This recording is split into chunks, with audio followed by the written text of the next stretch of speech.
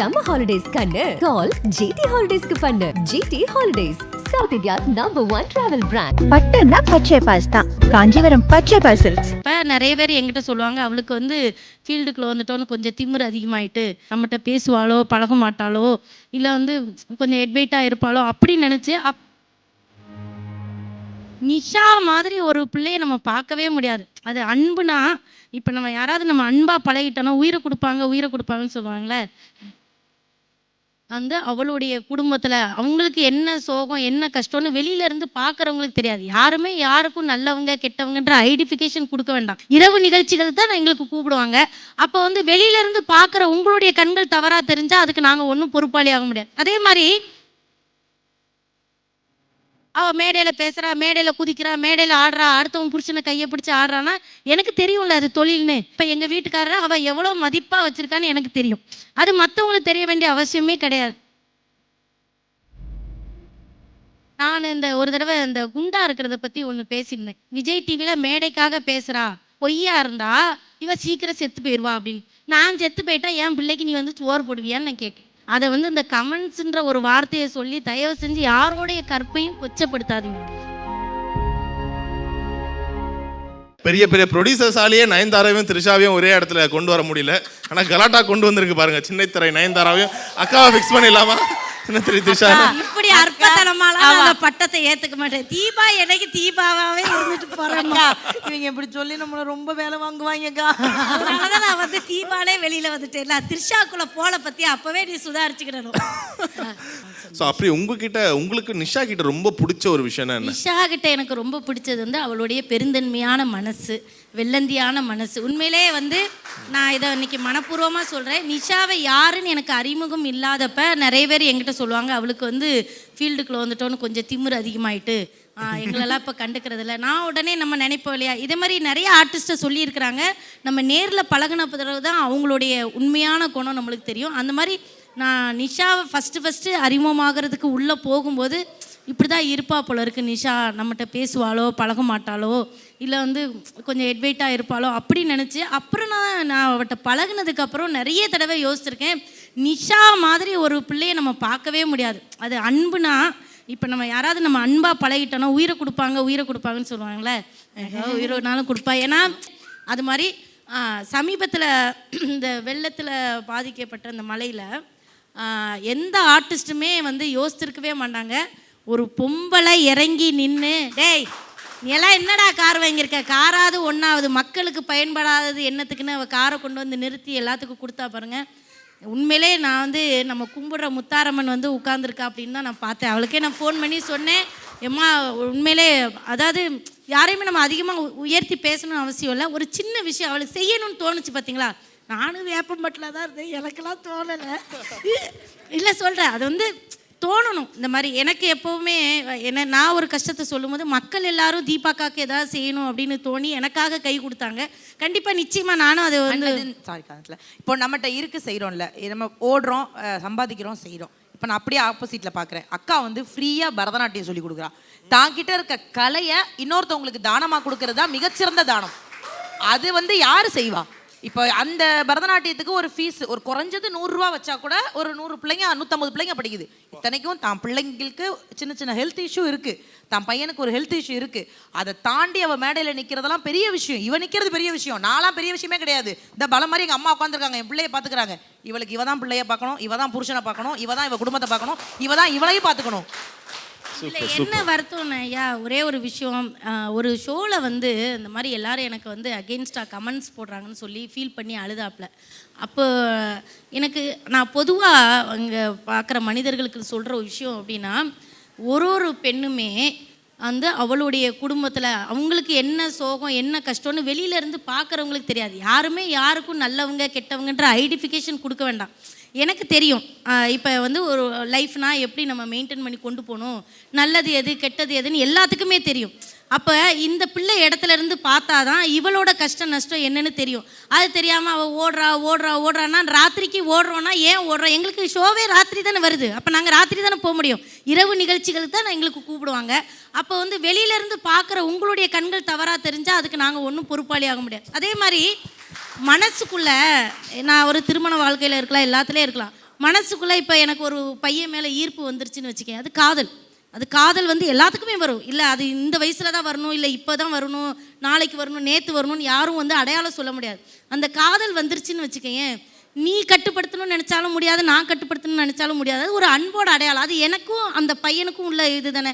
அதை நீங்கள் யார் தீர்மானிக்கிறது? தப்பு தவறுன்னு சொல்கிறதுக்கு யாருமே தீர்மானிக்க வேண்டாம். அன்பை வந்து அதை அவங்களுக்குள்ளே வச்சுட்டு போகிறாங்களே, அதையே பெரிய விஷயமாகி அதை தாண்டி அவங்களுக்குள்ளே எவ்வளோ நல்ல விஷயங்கள் இருக்குது. இன்றைக்கி வந்து அவள் ஃபேமிலியை மட்டும் பார்க்கல, அவங்க கூட பிறந்த ஃபேமிலி எல்லாத்தையுமே சேர்த்து பார்க்குறா. அதை தாண்டி ஒரு சமூகத்துக்கும் நல்லது செய்கிறா. அதை யாரும் பேச மாட்டேன்றீங்க. அவள் மேடையில் பேசுகிறா, மேடையில் குதிக்கிறா, மேடையில் ஆடுறா, அடுத்தவன் புருஷனை கையை பிடிச்சி ஆடுறான்னா எனக்கு தெரியும்ல அது தொழில்னு. என் தொழில் அதுதான். ஆனால் எனக்கு தெரியும் இப்போ எங்கள் வீட்டுக்காரரை அவள் எவ்வளோ மதிப்பாக வச்சுருக்கான்னு எனக்கு தெரியும். அது மற்றவங்களுக்கு தெரிய வேண்டிய அவசியமே கிடையாது. அண்ணான் தான் கூப்பிடுவோம், முடிஞ்சிச்சு. மாமா, ஓ மாமா, ஏ மாமா, மேடம் தானே அது. அது எங்களுக்கே தெரியும். அது தெரிஞ்சுதான் இப்போ நிறைய ஷோக்களில் வந்து நான் எங்கள் வீட்டுக்காரரை வச்சு அவள் நிறைய காமெடி பண்ணியிருக்கா. அது நகைச்சுவை அவள் பண்ணுறான்னு எனக்கு ஆழமாக எனக்கு தெரிகிறதுனால எனக்கு அது பண்ண முடியுது. இன்னொன்று நிறைய இந்த கமெண்ட்ஸ் போடுற தம்பிமார்களுக்கு தங்கச்சிமார்களுக்கு இன்றைக்கி நான் ஒன்று சொல்லிக்கிறேன். தயவு செஞ்சு எனக்கு கூட ஒரு கமெண்ட்ஸ் வந்துருந்தது, நான் அதை சொல்கிறேன்.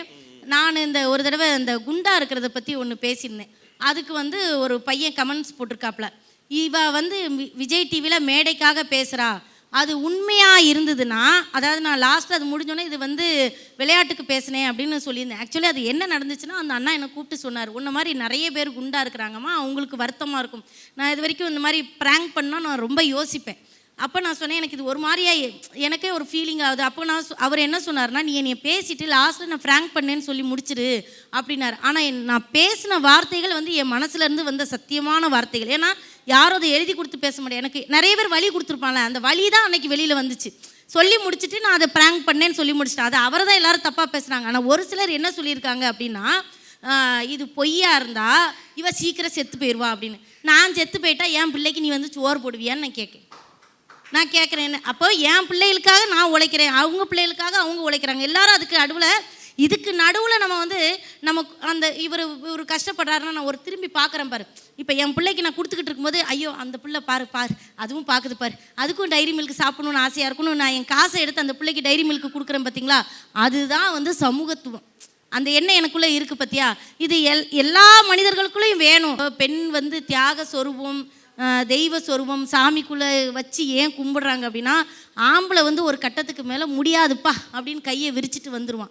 ஆனால் பொம்பளை மட்டும்தான் இறங்கி கடைசி வரைக்கும் முயன்ற அளவுக்கு போராடி பார்ப்போன்னு நிற்பா.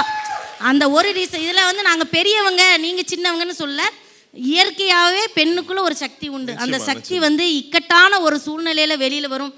அதை வந்து இந்த கமெண்ட்ஸுன்ற ஒரு வார்த்தையை சொல்லி தயவு செஞ்சு யாரோடைய கற்பையும் கொச்சப்படுத்தாதீங்க.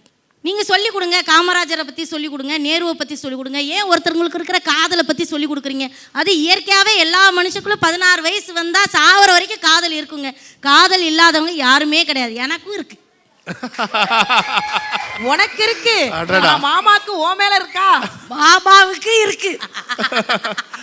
மனசுல இருக்கிறதெல்லாம் அப்படி கொட்டி தீத்த மாதிரி இருக்குல்ல தீபாக்கா. அதுதான் தீபாக்கா. எவ்வளோ வேலை போனாலும் ஃபேமிலியை பார்க்காம இல்லைல்ல, எங்க சுத்தினாலும் வீட்டுக்கு தான் போறோம். இப்போவுமே ராத்திரி 11:30 நான் போனாலும் என் பையனுக்கு வந்து இந்த கால் ரொம்ப வலிக்கும். கால் பிடிச்சி விட்டுக்கிட்டே இருக்கணும்.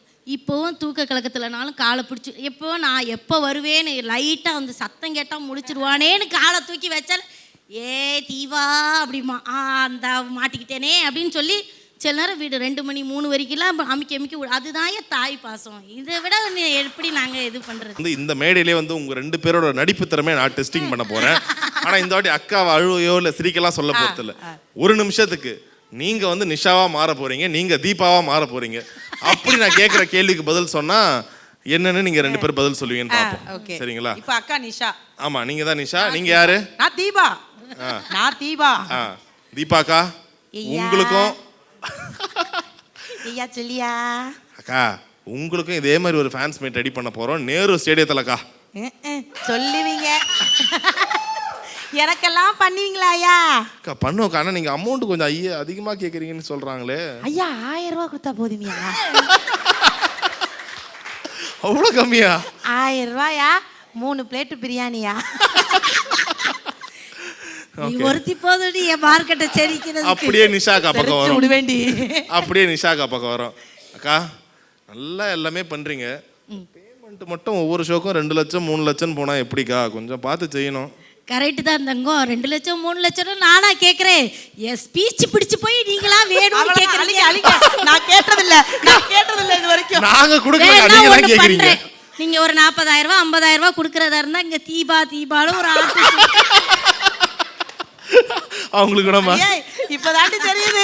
2 பேரும் உட்கார்ந்தா உன்னை நான் காலி பண்ணுவேன், நீ என்ன காலி பண்ணுவ. சரி தீபாக்கா, உங்களுக்கு ஒரு விஷயம் தெரியுமா? உங்களோட சான்ஸ் எல்லாம் தட்டி பறிக்கிறதே இந்த நிஷா தான், தெரியுமா? அவளுக்கு அவ்வளவு அறிவு இல்லையா? அவ சும்மா ஊர்ல இருந்து வருவா, மேக்கப் போடுவா, மினிக்கிட்டு திரிவா. அப்படியெல்லாம் ஏன் அளவுக்கு அவளுக்கெல்லாம் அறிவு இல்லையா? நிஷாக்கா, உங்களுக்கு ஒரு விஷயம் தெரியுமா? தீபாக்கா அவங்கள பத்தி என்னென்னவோ சொல்றாங்க. அவ என்னத்த காமெடி பண்றா? அதுதான்யா, கேட்டுக்க, நல்லா தெரிஞ்சுக்க. எனக்கு ஃபோன் வரும். அதாவது யாரு? தீபா. சரி, நிஷா தானே நானு. அப்ப நீங்க தான் நிஷா இப்போ. ஓ ஆமாயா, எனக்கு நிறைய ஃபோன் வருது. இந்த தீபா பிள்ளை என்னை பத்தி என்ன சொல்லியிருக்கா தெரியுமா? அவ 30,000க்கா ஒத்துக்கிட்டா. அவளுக்கு 30,000 ஜாஸ்தி. ஒன்றும் இல்லையா, ஒரு 1000 ரூபாய் குறைச்சிக்க 29,000க்கு வந்து நடிக்கிறேன். என்ன மாதிரி பெருந்தன்மையான மனசுலாம் அவளுக்கு வருமா? இப்படியெல்லாம் சொன்னதா எனக்கு நிறைய ஃபோன் வந்திருக்கியா. அதாவது தீபாவுக்கு ஃபோன் வந்திருக்கியா. தீபாக்கா, எல்லாரும் முன்னாடியும் உங்க புருஷனை நிஷாக்கா ரொம்ப ஒரு மாதிரி பேசுறாங்களே, ஏன்? எதனால அந்த உரிமையை குடிக்கிறீங்க? உங்களுக்கு எவ்வளவு பிடிக்கும்? உங்களை விட நிஷாக்கு ரொம்ப பிடிக்கும் போலயே உங்க புருஷனை. ஐயா, அவரை யாருக்கு வேணாலும் பிடிக்கட்டுமியா, அவர் எதுக்குமே லாய்க்கிறாங்க. கூட்டிக்கிட்டு கூட போகணுயா.